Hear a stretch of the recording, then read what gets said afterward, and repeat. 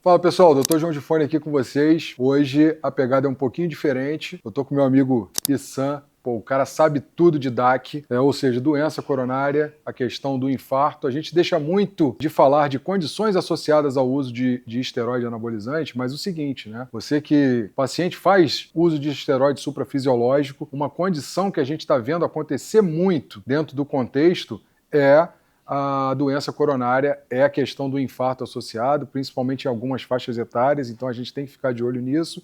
E você está acostumado já a nos ver falando sobre o strain, a técnica avançada para ver a cardiotoxicidade, mas ela ajuda muito nessa questão da definição da doença coronária também, né, Issan?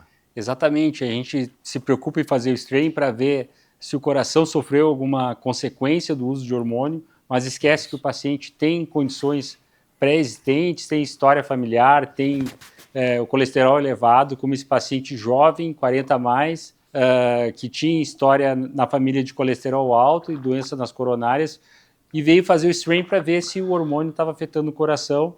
E pelo contrário, a gente não achou o padrão característico de hormônio, e sim de lesão coronária. A gente fez uma avaliação completa, não só com o strain, a gente precisou do trabalho miocárdico, o trabalho miocárdico pintou uma área de doença, fez a tomografia de coronárias e tinha 2 coronárias com lesões. Então, nossa preocupação não é só ver lesão relacionada a esteroides, e sim também doenças comuns que acontecem na faixa etária do paciente acima de 40 anos, por exemplo. E uma coisa que é importante, aproveitar o que o Issan está aqui, dele conversar com a gente e falar um pouquinho, é o seguinte: a gente olhou o strain aqui, não tinha esse detalhe todo, né?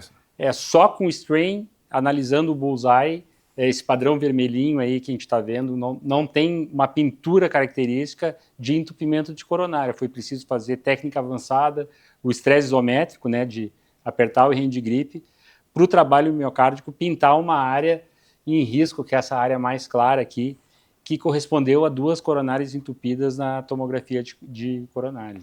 Então, para o pessoal que fica ligado aí, vai fazer o strain e tem lá no pedidozinho, precisa do trabalho miocárdico, precisa do hand grip, tudo tem um porquê, e a gente trouxe um porquê aí que é muito significativo, que é a prevalência de doença coronária nessa população. E é interessante também, né, que o repouso só conta uma parte da história, e por isso que a gente faz o exame em repouso e com esforço. É isso, um dos maiores nomes da análise de doença coronária, o professor-chefe aí do curso de estresse aqui da ECOP, junto com a gente, dando a palavra dele hoje no assunto que é extremamente relevante e importante, beleza?